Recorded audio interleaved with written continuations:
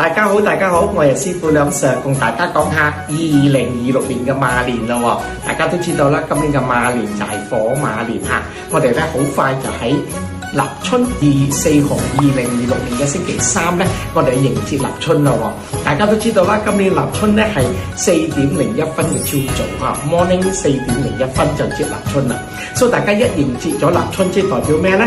馬年就終於來臨啦喎。所以大家要記得啦嚇，所以今年咧要好好接立春啦。接咗立春嘅意思就接咗今年嘅火馬年嘅能量，希望咧喺個馬年咧個個都係事事順境啦，心想事成，事事順利啦嚇。加埋咧，師傅想同大家講咧，今年呢個立春後嘅馬年咧係一個好特別嘅年份喎。點解咧？係一個爛桃花年啦。所以咧，如果大家要結咗婚嘅朋友，就要更加去小心咯喎。如果唔係咧，今年就接到嘅爛桃花就唔好啦嚇。有人問我師傅話點樣喺邊個方位接啊？